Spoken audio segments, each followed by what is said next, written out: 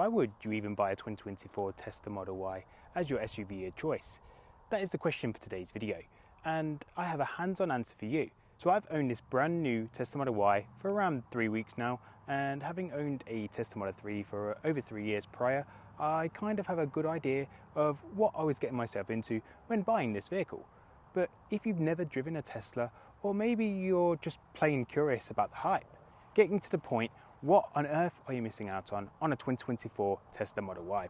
Particularly, what gives it that edge over any other car or direct SUV competitor around the same price point? And that's for petrol or EV equivalents. Effectively, what I'm trying to portray is what truly gets owners hooked on the Tesla train, and why buyers, like myself, can buy a Tesla Model Y today with little doubts with their buying decision. The Tesla Model Y was globally the best-selling car last year, but this year's model has some upgrades which enhances its best features, and better yet, you can match it up with a killer price point or some time-limited Model Y finance deals, as ultimately these are all important factors that should determine why this car should be in your shortlist when picking your next new car. So before I kickstart the video, I'd appreciate if you could hit that like button, subscribe if you haven't already. I've got loads more brand new Tesla Model Y content coming up. Let's get into today's video. So there's plenty to discuss in today's video, and full disclosure of what's been discussed. First, we'll take a look at the exterior and then the interior and what that has to offer in terms of advantages and disadvantages of the design choices. And then we'll discuss practicality, passenger space and cabin road noise before discussing performance, handling, ride quality. Then rounding it off with the mega section on the glorious tech integration in this car, for which is second to none. Kicking off with the exterior of the Tesla Model Y, and as an SUV this gives you a great visualization of what's on the road ahead, and whilst you won't see the end of the bonnet, seeing the corners of the car is pretty easy. The headlights are matrix based headlights, so at night time the software within the car will auto dim the light pixels to ensure drivers and pedestrians are not blinded by your lights, so giving you full beam access where possible. You should also notice that there's actually cameras built all around the car, including in the front windscreen. There's side repeater cameras, there's some side fender ones up there, and there's actually one in the rear which gives you a full 360-degree vision for Tesla's dashcam, the Sentry mode, autopilot and FSD driven features. A unique reason to buy a 2024 Tesla Model Y today is that it comes with the latest FSD camera upgrades, which boosts the FSD pixel count over 4x the previous versions, as well as an improved FSD computer.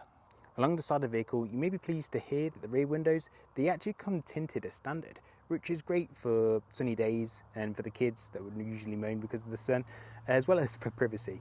And I'm not sure other people actually highlight this free feature, but the Model Y actually has plastic trims all around the wheel arches and around the undercarriage of the vehicle, which isn't uncommon these days, but I do prefer that as opposed to paintwork like the Model 3 used to have. And this trim approach should be a lot more hard wearing when compared to raw paintwork that's likely to see it unnecessarily exposed to more road debris than other parts of the paintwork. And Tesla even include PPF as standard just in front of the rear wheel arch here for the very same reason. Over to the rear or the booty of the vehicle, you have this visually appealing diffuser right at the bottom here, and if you actually look over, it's actually the start of the single long sweeping glass roof that passengers love about being in the vehicle, which then makes it a great point to actually start discussing the storage and passenger space.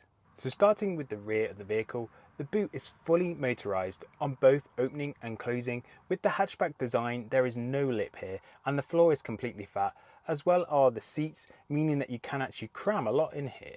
Believe it or not, I've actually done a local tip room myself and I'm actually managed to cram a lot of junk, plus I actually put a mattress here on top all in one go. But that's just a start for practicality. You can just drop the middle seat here to transfer potentially skis or surfboards, for example, without actually sacrificing the other seats simultaneously. You can even find 2 deep pockets behind the rear arch and an even deeper tub under the floor and more storage under the floor behind that, though I do keep that exclusively for my charging and the first aid gear that Tesla give you. Over at the front, after popping the bonnet again, we have another deep tub, and this is practical enough to be useful for all types of reasons, and I find it particularly useful for isolating smelly stuff like takeaways, or even as a waterproof compartment for, say, muddy wellies, as it's easy to actually clean down. But as you can see, it's big enough to get 2 child booster seats in here, so it's actually a pretty deep space. Inside the car and for rear passengers, you have bags of room between your knees and plenty of foot space, even for the middle seat user. I have a Joa tissue box edition here, as well as the Joa floor mats, for which I'll discuss in greater detail in my next video, and there will be more information in the description of the video if you want a cheeky sneak peek. In terms of headspace, I'm just under 6 foot, so even for a 6 foot adult, you have plenty of room here, and that's not even without these seats dip back as well. Width wise, I'm going to say that you can fit 2 booster seats in here and an adult pretty easily. I think even if there was 3 adults in here, I'd be reasonably comfortable between all 3. But even if it is a little bit tighter than you initially thought, this single sheet of glass roof simply is a feature that just naturally draws in the light and actually makes the space even bigger, and it's something that instantly catches your eye, particularly for those passengers in the back here. Moving on to the front seats, and I touched on this in my first impression video, but these seats are incredibly comfy, and this is another 2024 exclusive upgrade, and more so the fact that this is a made in Berlin Model Y. These seats are much firmer and more supportive than what they used to be, and if you're used to the more luxurious German brands, then this will be right up your street in terms of comfort. But it's not just the comfort that's similar to what you're perhaps used to. The cabin noise in this Berlin Model Y is greatly improved as well. And it's hard for me to actually pinpoint the exact reason why it is, but there is acoustic glass all around. More carpeted interior, from the boot carpet running a lot higher to the carpet on the boot lid and inside the rear passenger panels. There are a number of materials that seem less plasticky than before too. Together with enhanced door seals, I mean, all this contributes to a vastly quieter drive, especially along the motorway. And I already covered a comparison against my old Model 3 with a sound meter, and I was actually averaging just over 70 decibels and actually dipping under it at times in this Model 3. So it offers cabin road noise that's greatly improved.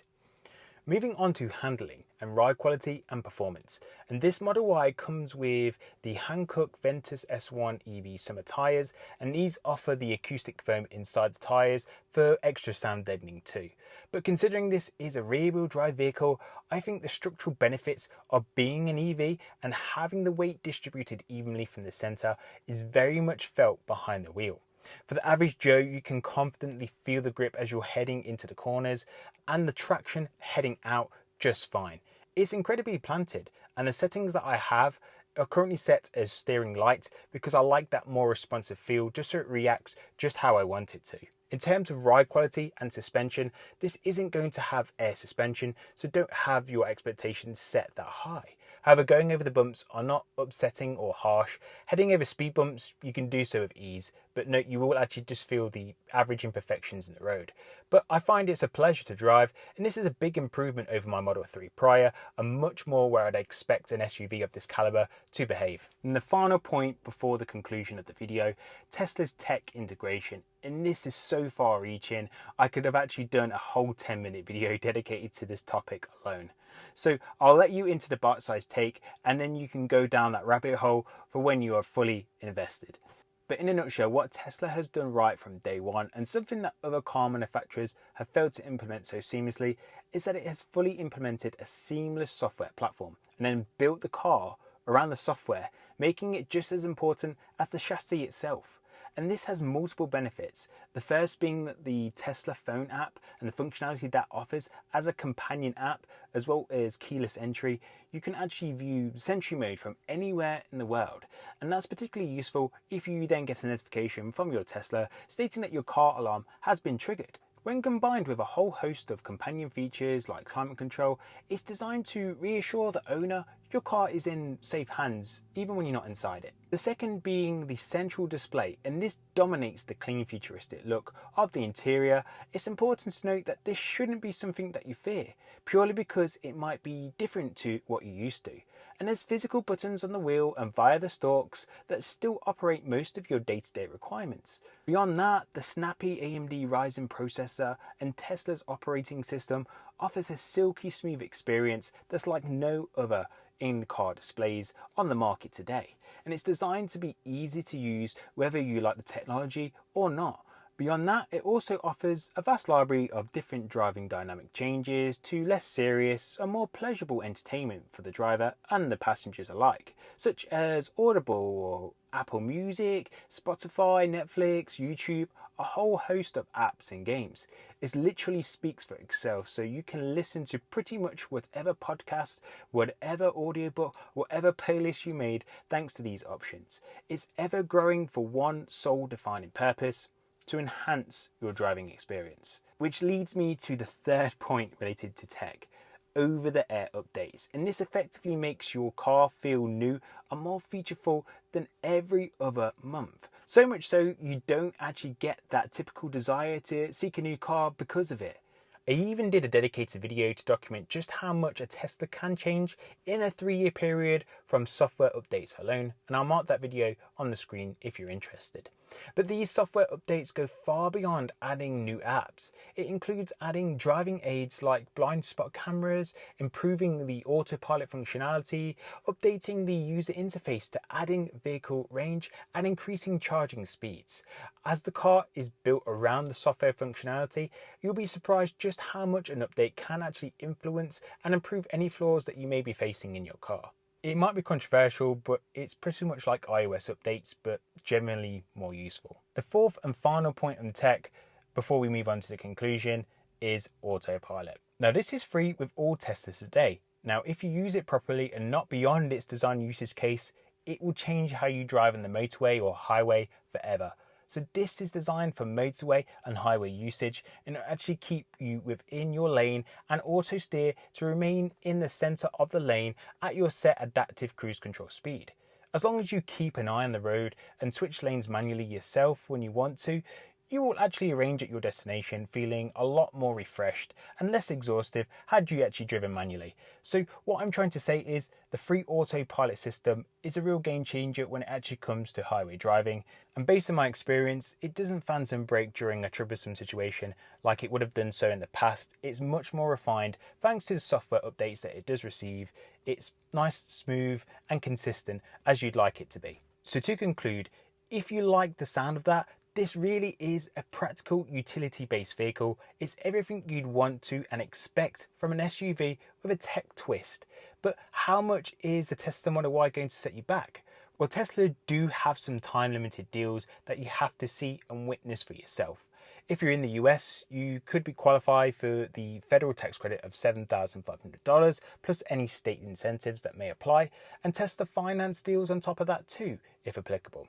Here in the UK and some countries across Europe, there are some low deals, and I'm talking about 0% APR finance here in the UK. There's literally no better time to buy a 2024 Model Y, from price to build quality expectations, and the Model Y offers a unrivaled cost of ownership model that sadly I didn't actually get to fully expand on in this video. Incredibly high spec even on the rear wheel drive Model Y. Combine that with a low entry cost and the finance deals, is pretty much a no-brainer why the Tesla Model Y is and will continue to be an attractive vehicle to own and drive. And if you're still skeptical, I'd advise you to go book yourself a test drive and the car will really sell itself. So how was today's video? Are you convinced in buying a Model Y? And if so, why? And if not, don't hold back. Let me know in the comment section below. I welcome variety in opinion. Don't forget to like the video, subscribe and share it with your friends or anyone that may find the video beneficial. You folks have been great and I'll see you in the next one. Ciao.